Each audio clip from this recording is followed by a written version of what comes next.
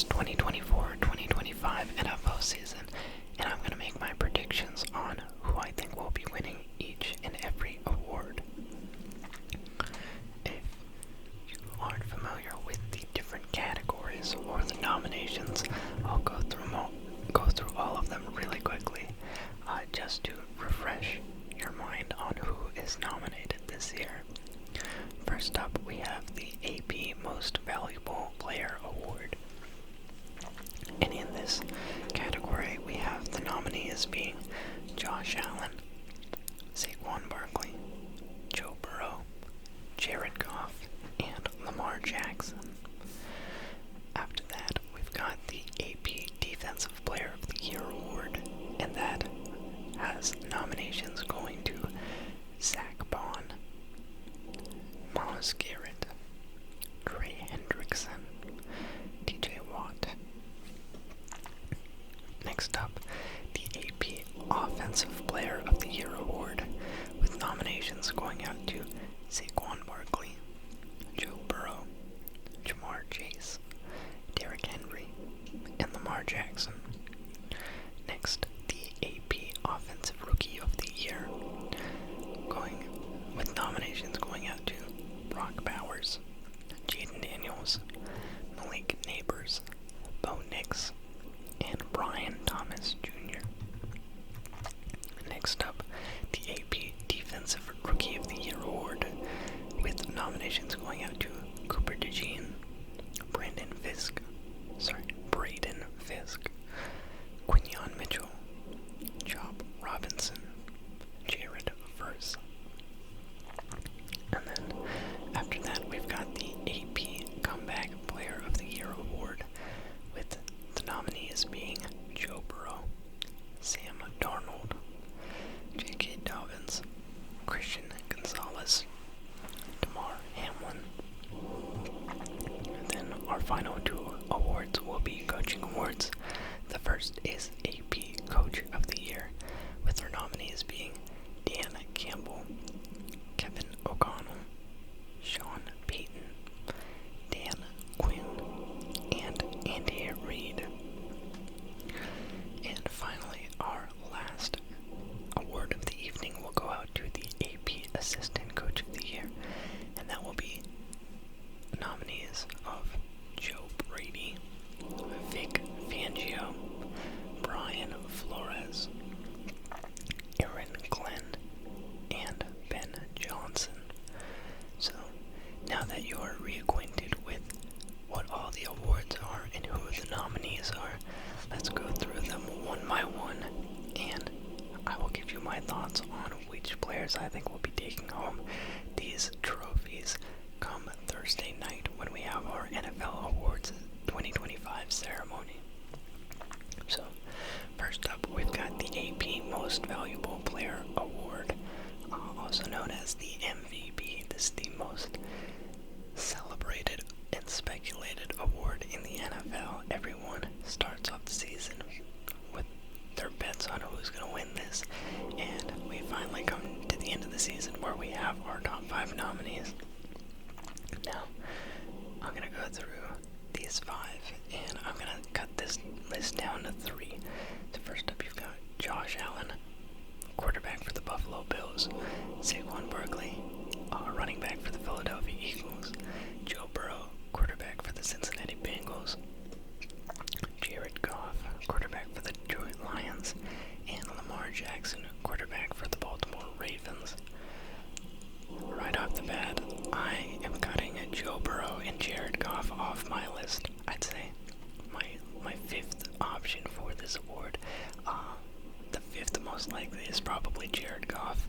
Now, Jared Goff, he was on the best offense in football and the number 1 team in the NFC.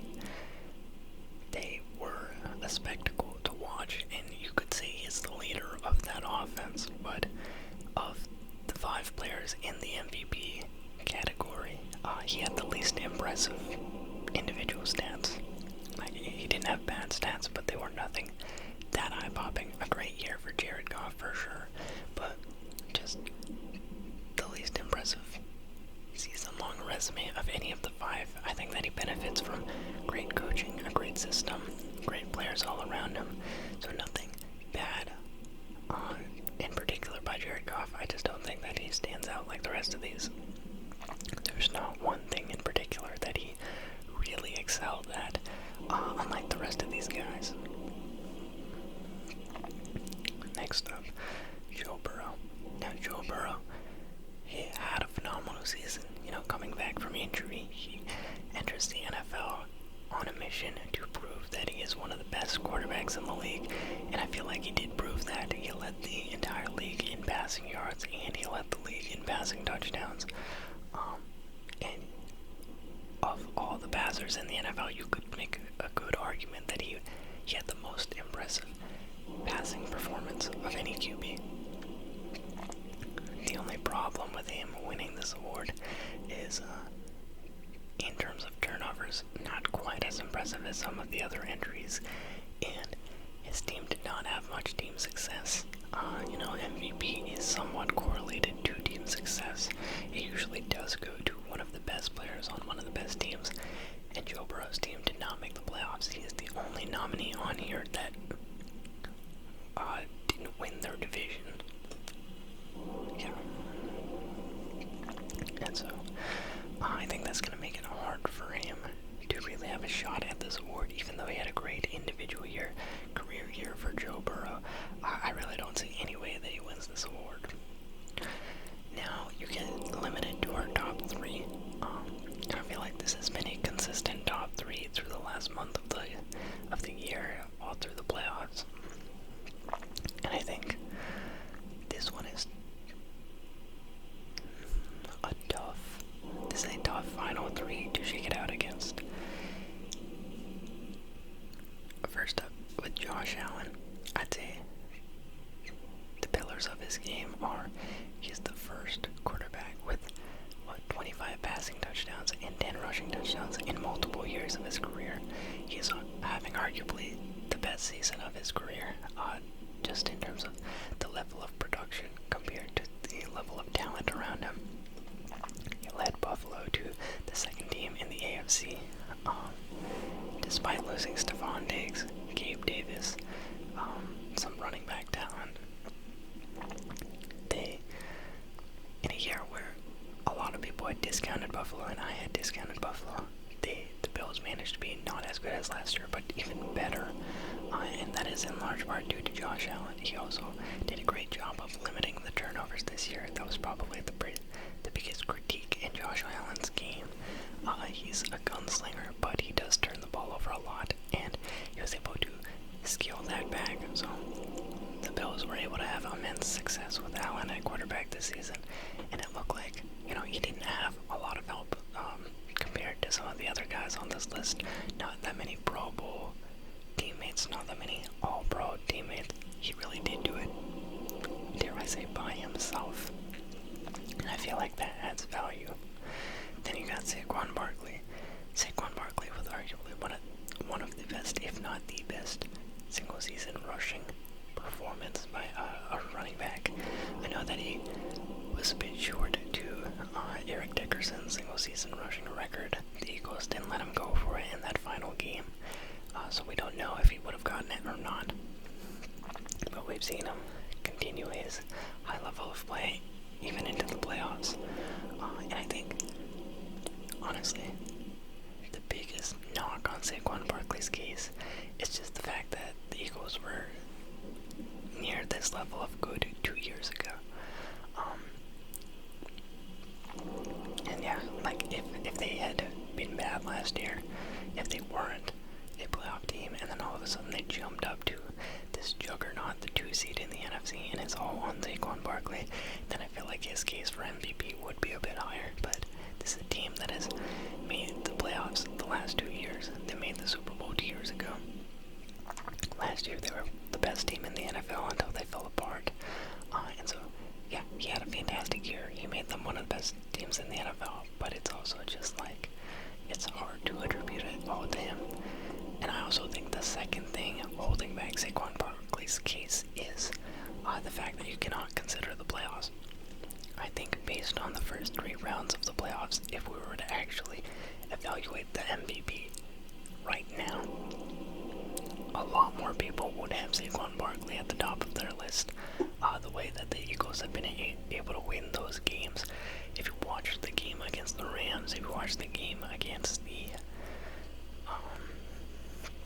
Commanders, Saquon Barkley looks unstoppable. And yeah, so like at this point, you can definitely say he's having the best running back season of any running back ever. And if they win the Super Bowl, it's probably going to be because of him. So if we could include postseason, I feel like his chances are a lot higher. But positionally, it's very hard for a running back to get the nod. Adrian Peterson was the last to do so, and that was like a big turnaround year for AP. The Vikings went from out of the playoffs to into the playoffs. I don't know if people are going to say that Saquon Barkley moved the needle far enough for him to actually get this award. Now the final candidate in Lamar Jackson. The credentials, they stand for themselves. He won the MVP last year. He's won the MVP once before in his career, so he has 2 already. I think this year Lamar cemented himself as the best rushing quarterback that we've ever seen. He definitely was already had like a lot of stats on Mike Vick, and he's only like 27. But I think like with all the records he broke this year, he has solidified himself as like the actual best rushing quarterback that we have ever witnessed. Now on top of that, this was his best year as a passer in the NFL. Like he's already the best rushing quarterback that's there. As a passer, the only guy who really outdid him was Joe Burrow in passing yards and passing touchdowns. But in terms of like all other passing production, Lamar Jackson was right there. So he's a top 2 passing quarterback in the league. He already has 2 MVPs. He is the best rushing quarterback. And if you take all of his stats last year, every single stat is better this year, pretty much. So it's hard to say that he's not going to win it again. Not to mention that he had like a ridiculous 40-4 touchdown interception ratio. It's mind-boggling. It's truly a phenomenal year. One of the best passer ratings of any quarterback in NFL history. Now, when evaluating who this award should go to versus who it will go to, I will say I think that those are 2 separate things. In my interpretation of value, what it means to be the most valuable player, it is to elevate your team to a degree that people do not expect. If we take a look at the rosters, which one is the most impressive, which one is the least impressive, and we look at the amount of team success, and then we also correlate it with their individual stats, I do think that Josh Allen, in my books, is the most valuable player. The guy who did the best with the circumstances he was given and led his team to the most amount of success despite having lackluster surroundings. The other guys on this, like Saquon Barkley, great O-line, great offense. You've got Jalen Hurts, A.J. Brown. Those guys went to the Super Bowl 2 years ago. Joe Burrow has Jamar Chase, Jared Goff has Dan Campbell, Ben Johnson, Jahmyr Gibbs, Amon-Ra St. Brown, all these guys. Lamar got Derrick Henry, and Josh Allen had what? Khalil Shakir, James Cook. I mean, like, James Cook is solid, but he's no Derrick Henry. So I feel like the 2 previous MVPs that Lamar Jackson had, this is equivalent for Josh Allen. He is doing exactly what Lamar did in those years. All of that aside, I feel like the stats that Lamar put up this year are kind of undeniably amazing, and I think that is going to move voters the most. Even though I personally think that Josh Allen deserves this, my official prediction for who is going to win this award is going to be Lamar Jackson. It's just like, it's too ridiculous of a resume of a season to put together to not win the award. He just had like a phenomenal year, and I feel bad because once again, I think if you consider the playoff implications, I feel like Josh Allen, he balled out. He didn't do that great in the game against the Ravens. He did alright, but he did do his best against the Chiefs, and I feel like Allen, it really is his year to win one.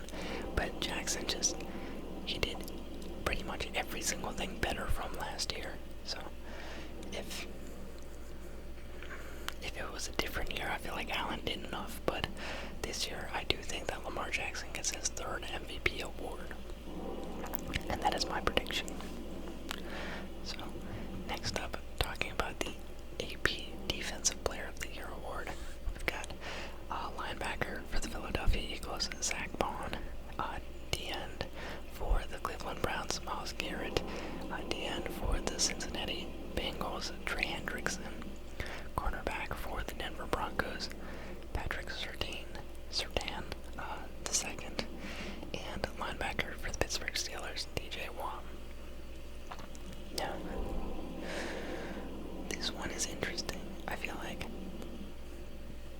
I'm a lot less certain of who is going to win this award, because you have a lot of great guys that contribute to the game in different ways.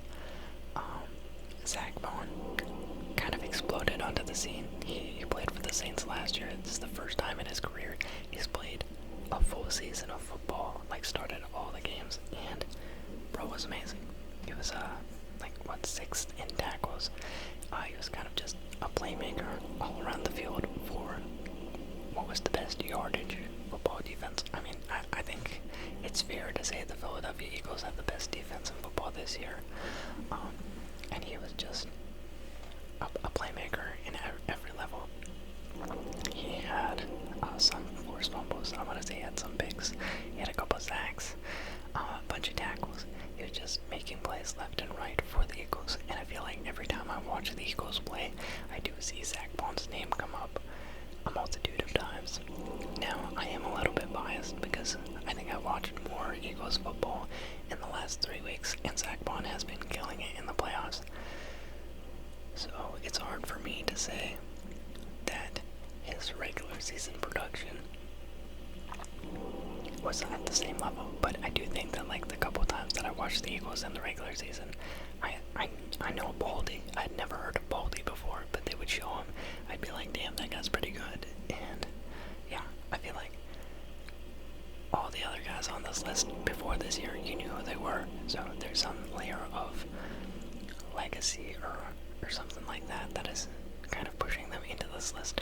Zach Bond, it's all this year. He has nothing impressive before this year. It is all purely this year. So I think that makes him kind of unique and special.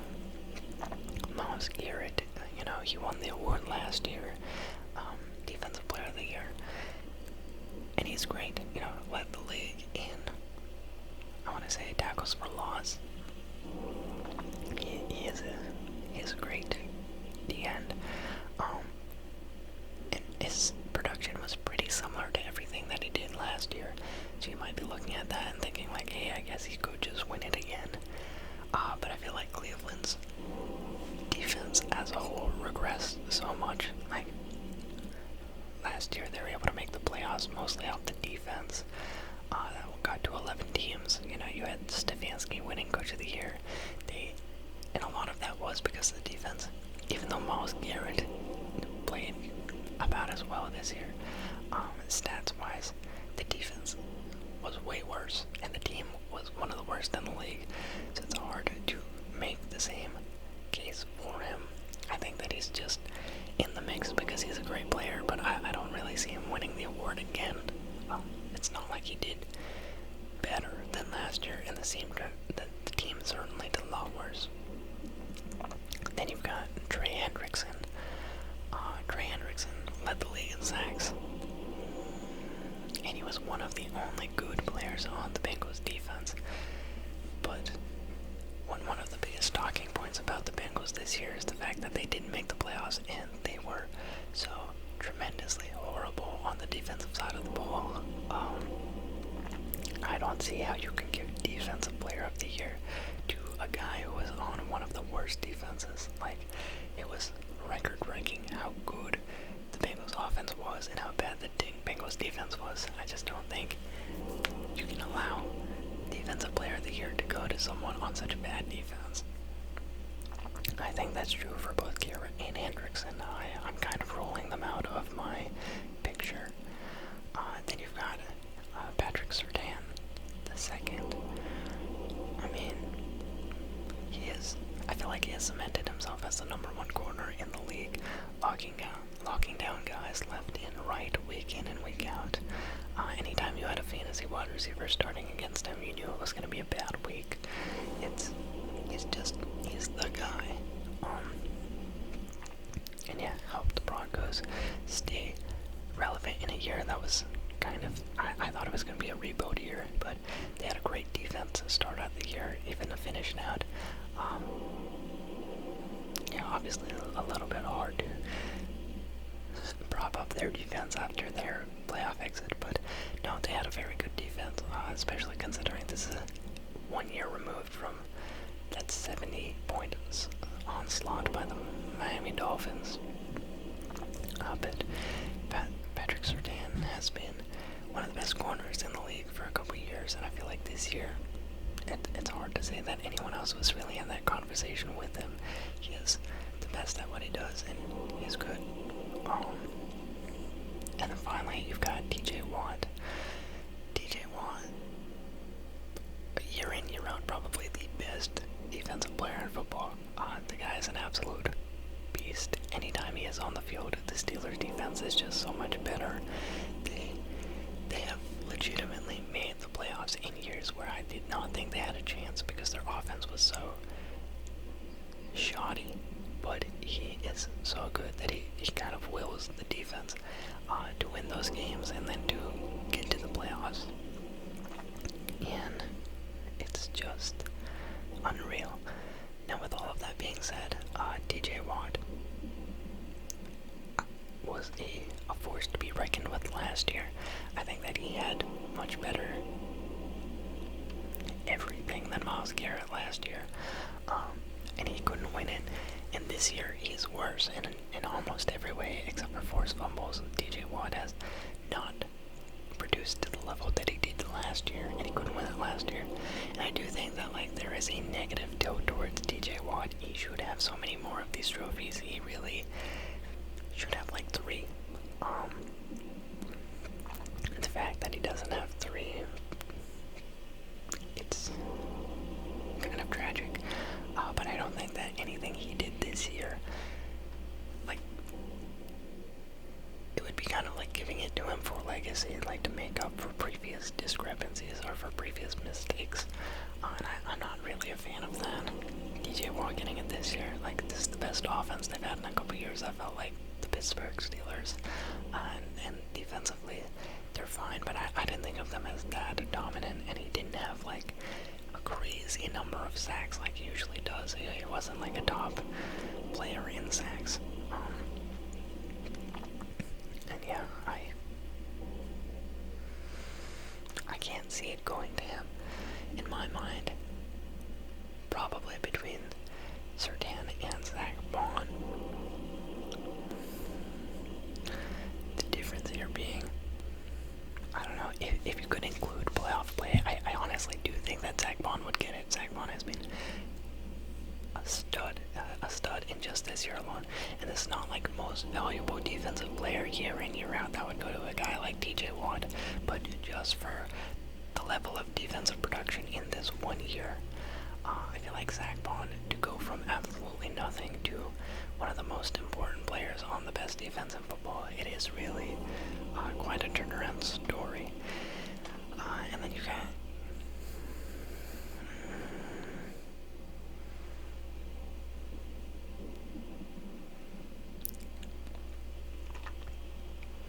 I don't know. It's trying to predict what will they vote for? Are they gonna vote for a guy who really appeared out of nowhere, or are they gonna vote for a guy who's kind of been at the top of his game and just had another great year in Surtain?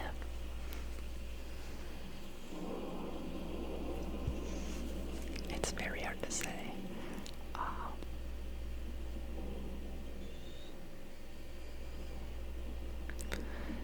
You know what? I'm gonna go with it. I'm gonna say that AP Defensive Player of the Year goes to Zach Bond for a great 2024 campaign.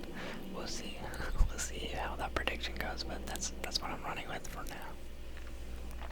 Next up, we've got the AP Offensive Player of the Year.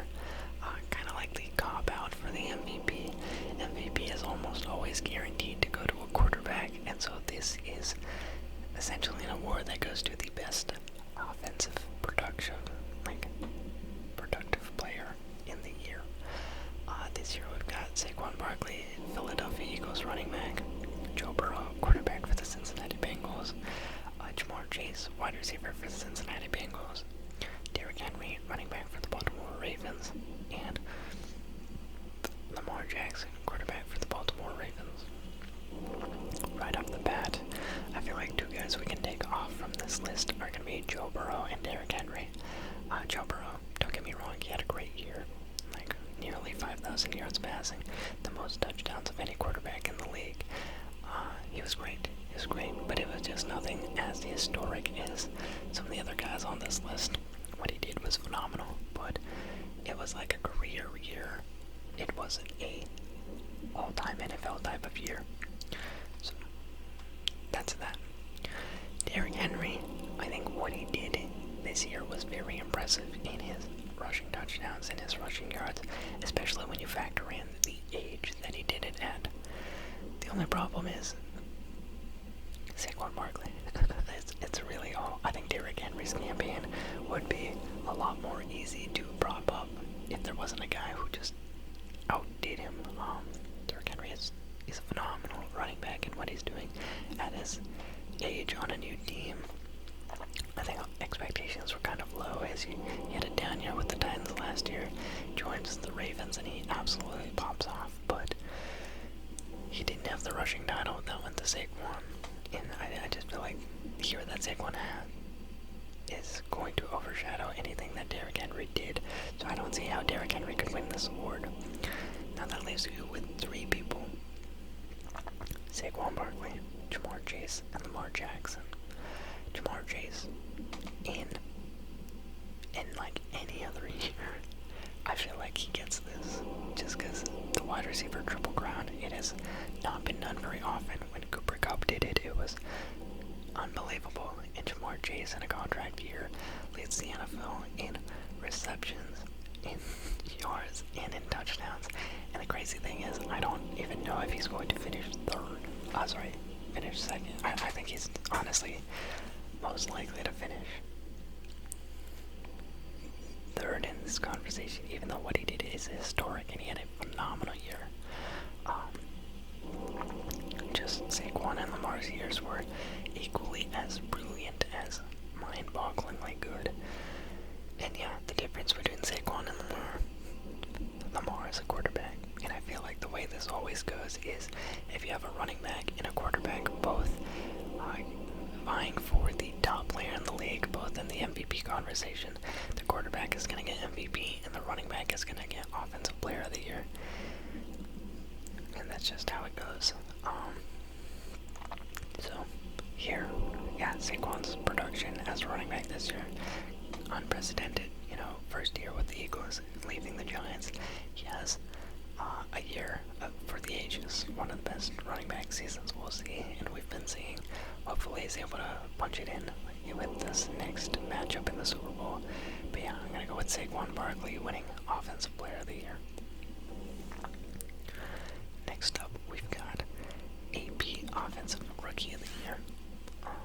And here we had Las Vegas Raiders tight end Brock Bowers, Washington Commanders QB Jaden Daniels, New York Giants wide receiver Malik Neighbors, Denver Broncos quarterback Bo Nix, and Jacksonville Jaguars wide receiver Brian Thomas Jr. Short resume for each of these guys. Brock Bowers, as a rookie, he set the rookie record for most receptions in a season, beating out Puka Nakua's record last year. He had the most receiving yards for a tight end by any rookie in history, beating out Mike Ditka. And yeah, various Las Vegas Raiders franchise records. Basically just one of the best rookie tight end seasons we've ever seen, if not the best rookie tight end season we've ever seen. And yeah, even though he was phenomenal, I just don't think, I feel like he probably finishes in second place. You've got Jaden Daniels, Washington Commanders quarterback took a 4-win team, turned them into a 12-win team. Had so many records broken in just the first 5 weeks of play. Something like 1,000 yards passing, 250 yards rushing. First quarterback to do that in like their first career starts. Something like that. Or maybe it was 1,500 yards passing. Then you've got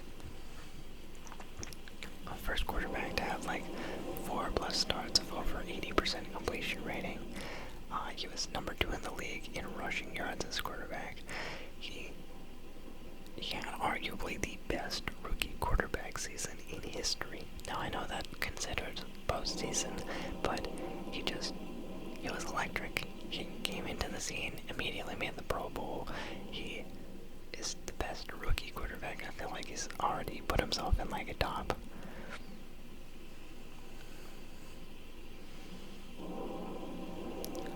6, top 7 quarterback conversation. Dude is amazing. Now we'll have to see how his sophomore slump goes, but he was electric. Then you've got Malik Neighbors, New York Giants wide receiver. He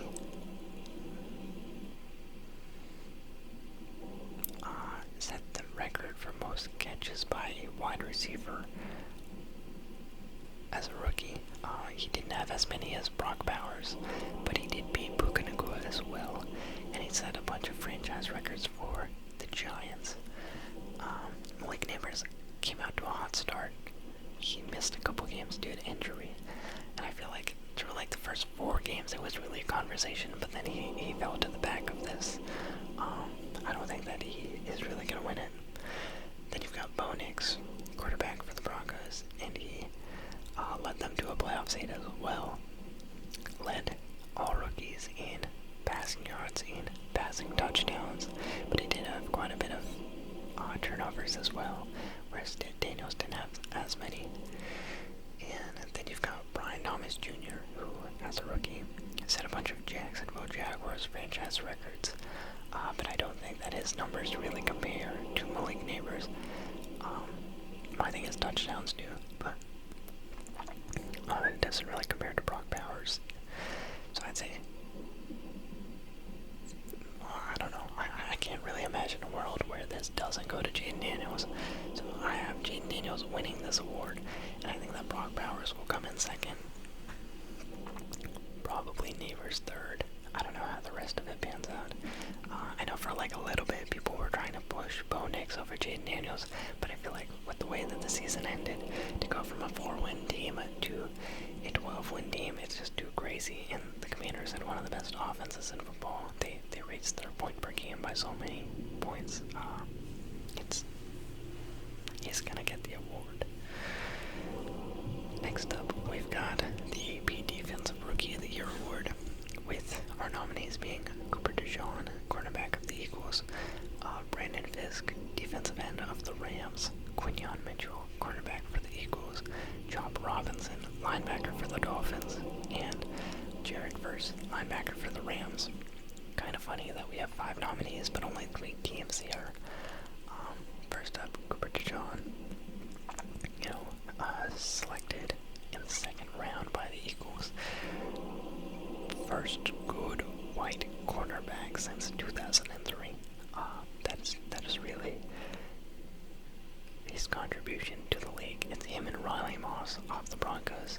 Riley Moss was the first white cornerback to record an interception since like 2002, but Cooper DeJean is better than Riley Moss. Riley Moss was getting targeted a lot in that Bills game. I feel like he didn't have that impressive of a season. Cooper DeJean, not only was he good enough to get drafted as a white cornerback, but he actually took this Philadelphia Eagles secondary and made them one of the best in the league. They were the top passing defense of all teams, and he is one of the starting quarterbacks. So the first good white quarterback in like 2 decades. It's pretty impressive. Then you've got his counterpart, Quinyon Mitchell, was the first defensive player taken out of the draft. Arguably a better player, just in terms of like lockdown ability. He had a very low completed pass percentage allowed.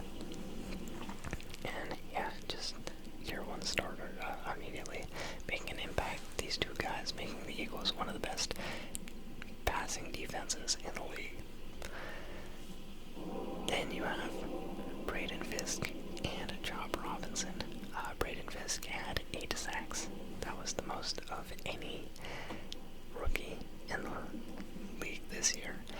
And, sorry, did I say Job Robinson? I meant Jared Verse.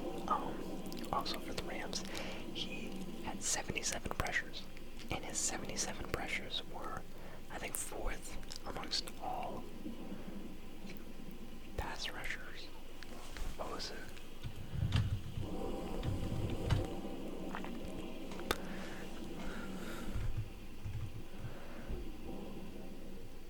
All edge rushers. Yeah, he's kind of just came out of the gates playing like a pro. 77 pressures is absurd. And then you've got Job Robinson, who had a slow start to the season, but then in the final 10 weeks he had 48 pressures. And so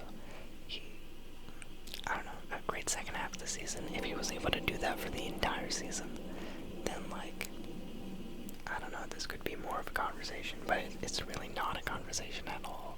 I feel like Jared Verse has the clear edge over Job Robinson and Braden Fisk. Cooper DeJean and Quinyon Mitchell, what they did was cool, but I don't think that you can attribute that to one of them individually. And just in terms of which one of these rookies is playing most like a certified veteran, it's probably between Quinyon Mitchell and Jared Verse.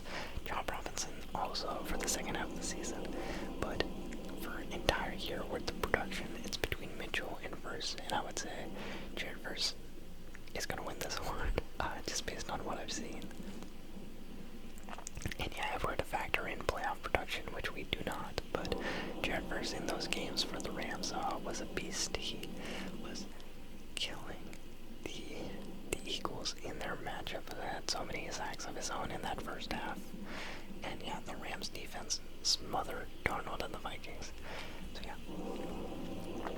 Next up, we've got the AP Comeback Player of the Year award. This is for battling back from, I don't know, it's gotten more loose. It used to be battling back from injury, but I feel like now it's just battling back from unforeseen circumstances or unlikely circumstances. Here we have Joe Burrow, quarterback for the Bengals. He had a broken wrist. He broke something in his wrist, so he had to come back. Second season-ending injury in Joe Burrow's short career, but he came back, lit the NFL on fire, was able to throw for the most passing yards, most passing touchdowns, and he was an MVP candidate. Then you've got Sam Darnold. I don't know, it's one of those where was he coming back from? He's coming back from being a bench player, from being bad. It's not injury, he's just kind of revived his career. So he went from not good to being in the Pro Bowl, and that is a comeback in its way. I think with Geno Smith, you have more of this comeback story of backups who are doing something good. So yeah, you've got Sam Darnold going from being a second string, third string quarterback to being the starting guy for the Vikings and leading them to 14 wins and making the Pro Bowl. Then you've got J.K. Dobbins, who I want to say tore his Achilles in 2023, getting the starting running back role for the Chargers. And as starting running back, he was electric in the first 2 weeks. Finished the season with a career high in rushing yards, with 900 something. He had over 1,000 yards from scrimmage. But yeah, I feel like through the first 4 weeks, J.K. Dobbins was looking mighty impressive, and then he got hurt again, and his season wasn't that great. Then you've got Christian Gonzalez, quarterback for the Patriots. He tore his labrum in his rookie year. He looked like he was doing pretty well, but tore his labrum, came back, and he's operating as a very good quarterback for the Patriots, one of the only good players on their roster, if I don't mince my words. And yeah, he's a stud. A lot of people have talked about how well he's able to cover and play. Did a number star wide receivers this year, including Jamar Chase in week 1. One of the few games where Jamar Chase was not going berserk. And yeah, he was able to make the second team All-Pro list, I believe. And then finally, we've got Damar Hamlin, safety for the Buffalo Bills. Damar Hamlin, battling back from death. This guy died on the football field a couple years ago. A game that we all probably saw between the Bills and the Bengals. Just went into, cardiac arrest. He literally died in the middle of the football field. Not only was able to make a full recovery, but is playing football and playing pretty good football. I don't know what he personally, I don't know, he's one of the few guys that stayed on that Buffalo Bills defense, and they're a lot better than I was expecting, so must be a great vocal leader. And yeah, still, probably the most insane comeback of any player in terms of injury. What he came back from was insane. And, in my opinion, comeback player of the year this year, it will go to Joe Burrow. He's not going to win anything in offensive player of the year. He's not going to win anything for MVP. But in terms of going from unable to play football to playing football at a very high level, that is Joe Burrow. J.K. Dobbins is here. Not that impressive after the first 4 weeks. Sam Darnold, I don't like his comeback story as much. It's just coming back from not being good. Damar Hamlin, a great story. Probably should have won it last year, not this year. They just have him in there again. Christian Gonzalez, yeah, he's good, but I feel like Joe Burrow, being in the MVP conversation a year removed for injury, is going to win this award. Next up, we've got the AP Coach of the Year award, and this is, for the Coach of the Year, the best coaching performance this year. Got Dan Campbell with the Lions, leading them to a franchise record in wins, number 1 team in the NFC, keeping them afloat at the top despite numerous injured reserved players. One of the most injured teams, especially on the defensive side of the ball. Campbell just has taken this Detroit Lions team that he inherited a couple years ago and completely turned them around. One of the worst franchises, one of the worst run franchises. Now he has them as the top dog, just getting better and better each year. Then you've got Kevin O'Connell taking a Minnesota Vikings team that wasn't doing, 2 years ago they're really good. Last year, I want to say they missed the playoffs. Kirk Cousins leaves. Everyone thinks that this roster is not going to do anything. I don't think that they're going to do anything, especially, and he leads them to 14 wins and a playoff spot. Then you got Sean Payton, who has a disastrous year 1 in Denver with Russell Wilson. All of that kind of hits the fan. They have to hit the hard reset. They draft Bo Nix, and in year 1 they make it back to the playoffs. Due to good coaching, good defense. Then you've got Dan Quinn doing probably just a more impressive version of the same thing. He takes over as head coach for the Commanders in this 4-win team, and against his quarterback, they go to 12 wins, make the playoffs as the 6th seed. And then you've got Andy Reid, Kansas City head coach, who had the best team in football, most wins. He's very decorated. And yeah, this one, I feel like it's a more interesting one.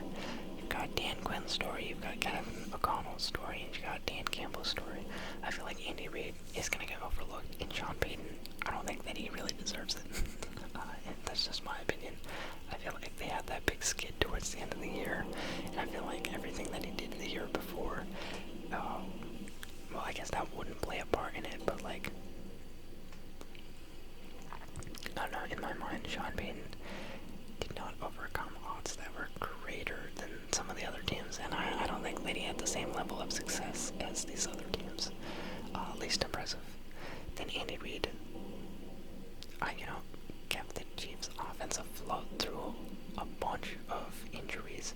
They had the Isaiah Pacheco breaking his leg. They had Rashee Rice being done for the year. It's impressive how they were able to stay as the best team in the NFL from start to finish. They really only lost one game. Last week they just rested. Great coaching by Andy Reid. Really just the most disciplined team.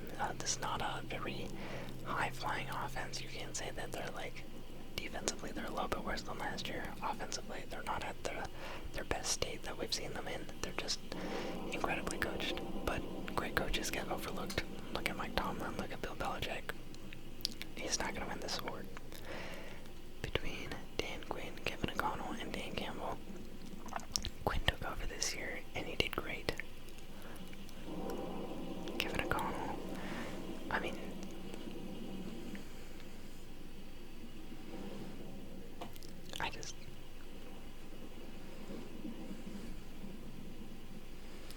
I feel like if we look at last year's Coach of the Year award, which went to Kevin Stefanski, part of the reason why he won that award was because he took a team that was so injured on the defensive side of the ball, on the offensive side of the ball, and he still managed to get them into the playoffs.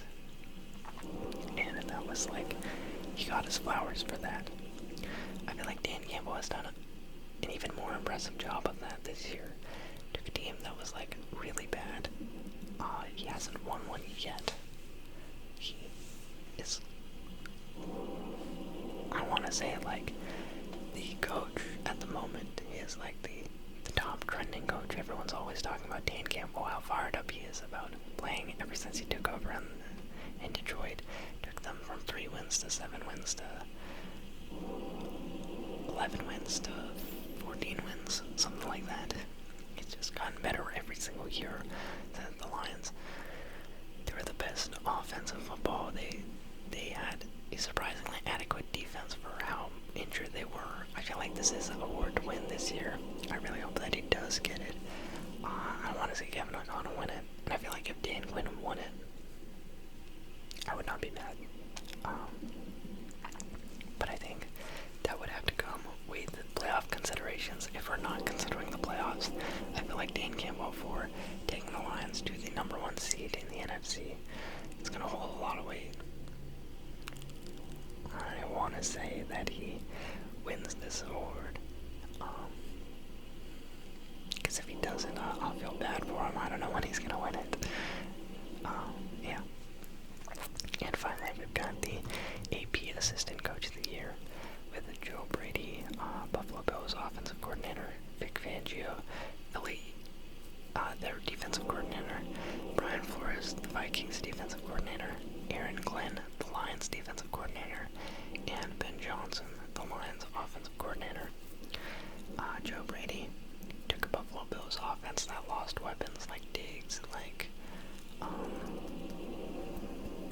Gabe Davis, and got them slightly more points per game. Was really able to help mold the system for Josh Allen so that he was able to limit his turnovers. Kept the Bills at the top of the AFC. They've done a lot better with Joe Brady. Then you've got Vic Fangio, took a Eagles defense that was in shambles after Matt Patricia turned them around. They were the best defense in football this year in terms of yards per game. You've got Brian Flores, who had already done a pretty good job with Minnesota's defense last year. This year, he makes them a top 5 scoring defense, number 1 in turnovers. And then Aaron Glenn, Detroit Lions defensive coordinator, had like 11 players hit the injured reserve. Still managed to be one of the best, if not the best, run-stop defense. And yeah, they've always been kind of more porous secondary, but like, it's not as much their fault this year. It is a lot of defensive injuries, and they have a lot of opponents to a very small number of points.